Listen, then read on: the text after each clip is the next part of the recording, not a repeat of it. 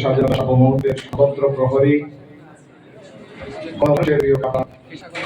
বাংলাদেশের জামায়াত ইসলামী ঢাকা মহানগরী দক্ষিণের রাজধানী ঢাকার প্রবেশদ্বার বিশেষ করে যাত্রাবাড়ির মধ্য থানায় আয়োজিত আজকের এই বিশিষ্ট জনদের সম্মানী ইফতার মাহফিলের প্রিয় সভাপতি, বাংলাদেশ জামায়াত ইসলামী ঢাকা মহানগরী দক্ষিণের সম্মানিত মজলিস শুরা সদস্য, যাত্রাবাড়ি থানার সংগ্রামী আমির, সুপ্রিম কোর্টের বিশিষ্ট আইনজীবী, সাবেক ছাত্রনেতা জনাব অ্যাডভোকেট আবুল কালাম আজাদ, উপস্থিত সম্মানিত অতিথিবৃন্দ, আমার সামনে উপস্থিত সম্মানিত ওলামায়ে কেরাম, সম্মানিত খতিব, ইমাম, শিক্ষক, পেশাজীবী এবং সমাজের বিশিষ্ট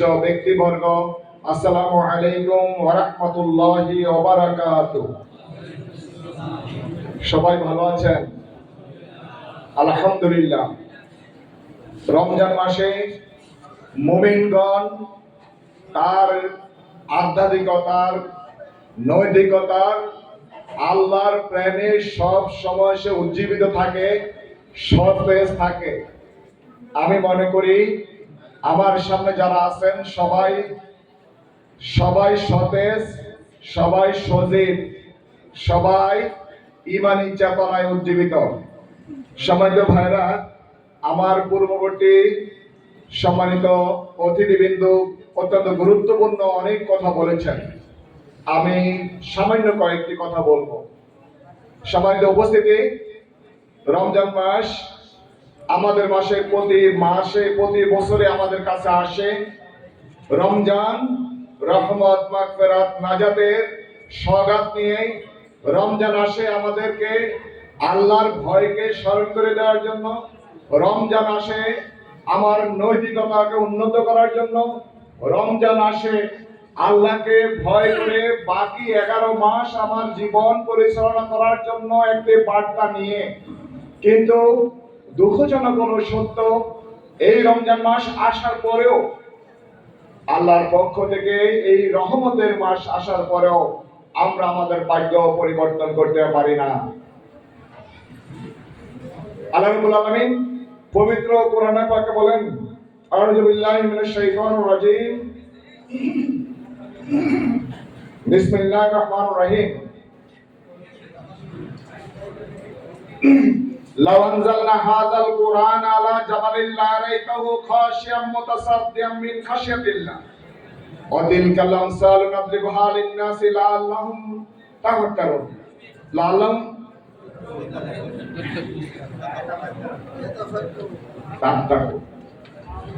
আপনার আমার কোরআনের যে হক, কোরআনের 4টি হক। প্রথম হক হচ্ছে আজিমা, কোরআনকে মর্যাদা দেওয়া। আল্লাহ বলছে, কোরআন যদি আমি পাহাড়ের উপর অবতীর্ণ করতাম তাহলে পাহাড় এই কোরআনের ভয়ে দীর্ণ বিদীর্ণ চৌচির হয়ে যেত।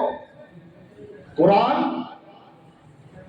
আল্লাহ রাসূল সাল্লাল্লাহু আলাইহি ওয়াসাল্লামের কাছে অবতীর্ণ করা হয়েছে, নাজিল করা হয়েছে। আল্লাহ রাসূল সাল্লাল্লাহু আলাইহি ওয়াসাল্লামের মাধ্যমে ইনসানদেরকে, মানুষদেরকে কোরআনের গুরুত্ব, কোরআনের মর্যাদা, কোরআনের যে আপনার সম্মানে সম্মানিত করা যায়, রাসূল সাল্লাল্লাহু আলাইহি ওয়াসাল্লামের মাধ্যমে আমাকে আপনাকে সেটা মেসেজ দেওয়া হয়েছে। কোরআনকে আপনাকে আমাকে মর্যাদা দিতে হবে। কিভাবে মর্যাদা দিতে হবে আমি সর্বশেষ বলবো। দ্বিতীয় হচ্ছে সহিহ তেলাওয়াত। ওয়ারাতিলিল কোরআনা তারতিলা। তেলাওয়াত সহিভাবে তেলাওয়াত শিখতে হবে, জানতে হবে, বুঝতে হবে। সমাজের মধ্যে এখন কোরআন তেলাওয়াত নেই। ফজরের নামাজের পর আমরা ছোটবেলা নিয়মিত কোরআন তেলাওয়াত করতাম, আর আমরা সকালবেলা ফজরের নামাজ পড়ে অথবা না পড়ে আমরা সবাই ঘুমাই। আমাদের মসজিদগুলো নির্জীব অবস্থায় আছে। এশার নামাজে যত মুসল্লি, ফজরের নামাজে মুসল্লি পাওয়া যায় না। সম্মানিত ভাইরা, আল্লাহ রাব্বুল আলামিন সূরা বাকারা 121 নম্বর আয়াতে বলেন, কি বলেন? ইয়া আইয়ুহাল্লাযীনা আমানু আল্লাযীনা আতাইনাহুমুল কিতাবা ইয়াতলুনাহু হাক্কা তিলাওয়াতি। আল্লাহ বলছে তোমরা তোমার উপর যেই কোরআন নাযিল করা হয়েছে তোমরা হক আদায় করে তেলাওয়াত করবে। আমরা হক আদায় করে তেলাওয়াত মানে সহিভাবে তেলাওয়াত, অর্থ বুঝে তেলাওয়াত। তার মানে হচ্ছে ফাহমা, ফাহম বুঝ। কোরআনকে বুঝতে হবে, জানতে হবে, কোরআনের গভীরে প্রবেশ করতে হবে। আল্লাহ কোরআনে সূরা মুহাম্মদের ২৪ নম্বর আয়াতে বলেন, বিসমিল্লাহির রহমানির রহিম, আফালা ইয়াতাদাব্বারুনাল কুরআন মা আলা কুলুবিন আকফালুহা। তোমরা কি কোরআন নিয়ে চিন্তা গবেষণা করবে না, নাকি তোমার অন্তরে তালা লাগানো আছে? আপনার আমার যাদের অন্তরে ইমানের বিন্দু পরিমাণের স্ফুলিঙ্গ আছে, ইমানের আলো আছে, তাকে কোরআন নিয়ে চিন্তা করতে হবে, কোরআন নিয়ে ফিরে আসতে হবে। Come back to Quran and follow the সুন্নাহ। সারা পৃথিবীর আজকে যেই সংকট হচ্ছে মানুষ কোরআনকে ভুলে গিয়েছে, সংকট হচ্ছে মানুষ আল্লাহকে ভুলে গিয়েছে। আর এই কারণে আজকে আমাদের সমাজে হত্যা, সন্ত্রাস, খুন, ডাকাতি, রাহাজানি, চিন্তায় সকল দিকে আজকে যেই জুলুমাত চলছে, এই জুলুমাত থেকে মুসলিম উম্মাহকে উদ্ধার করতে হবে। এই জুলুমাত থেকে মুসলিম উম্মাহকে বের করে নিয়ে আসতে হবে। আল্লাহ রাব্বুল আলামিন সূরা ইব্রাহিমের ৭৫ নম্বর আয়াতে বলেন, কিতাবুন আনজালনাহু ইলাইকা লিতুখরিজান নাস মিনাজ জুলুমাতি ইলান নূর। এই কিতাব তোমার উপর নাযিল করা হয়েছে, তোমরা মানুষকে অন্ধকার থেকে আলোর দিকে নিয়ে আসবে। আজকে কোরআন আমার কাছে আবার আপনার কাছে আছে। কোরআনকে আমরা সম্মানিত করছি, কোরআন গিলাফ দিয়ে বাসায় অথবা সেল করে রাখছি। কোরআন আমরা অনুসরণ করছি না, কোরআনকে আমরা চিন্তাও করছি না, কোরআনকে অনুধাবন করছি না। অথচ কোরআন আসছে একজন জীবিত মানুষকে সম্মানিত করার জন্য। সম্মানিত উলামায়ে কেরাম, আমাকে মাফ করবেন, হাফেজুল কোরআন যারা আছেন তারাও আমাকে মাফ করবেন। আজকে আমার দাদা, আমার বাবা মৃত্যুবরণ করার পরে আজকে আমাদের হাফেজদেরকে ডেকে নেওয়া হয় এক খতম কোরআন পড়ার জন্য। মৃত ব্যক্তির জন্য কোরআন কি এসেছে? মৃত ব্যক্তি মৃত্যুর সাথে সাথে তার আমল, সাথে সাথে ব্যক্তির আমল বন্ধ হয়ে যায়। তাহলে ওই ব্যক্তি কিভাবে পরিবর্তন হবে? সম্মানিত ভাইরা, তাই আমরা এই কোরআন নাজিলের মাসে আমাকে আপনাকে কোরআন বিজয়ের মাসে আপনাকে আমাকে কোরআন জানতে হবে, কোরআন বুঝতে হবে, কোরআন অনুযায়ী সমাজ গড়ার কাজে এগিয়ে আসতে হবে। আজকে 18 মার্চ 17 রমজান, বদর দিবস, বদরের মাস। এই রমজান মাস, কদরের মাস, রমজান মাস। আমরা আলহামদুলিল্লাহ আধ্যাত্মিকতার জন্য, আল্লাহর সাথে সম্পর্ক বৃদ্ধি করার জন্য আমরা কদরের তালাশ করি। এটা মুমিন হিসাবে, ইমানদার হিসাবে অবশ্যই আপনাকে আমাকে কদরের রাত্র তালাশ করতে হবে। কিন্তু সাথে সাথে যার ভিতরে ঈমান আছে তাকে বদরের দিবসকেও তালাশ করতে হবে, বদরের চেতনায় আবার উজ্জীবিত হতে হবে। রাসূলুল্লাহ সাল্লাল্লাহু আলাইহি সাল্লাম 27টি যুদ্ধে নেতৃত্ব দিয়েছেন, আর সেই বদরের যুদ্ধ রাসূল সাল্লাল্লাহু আলাইহি সাল্লাম নেতৃত্ব দিয়েছেন।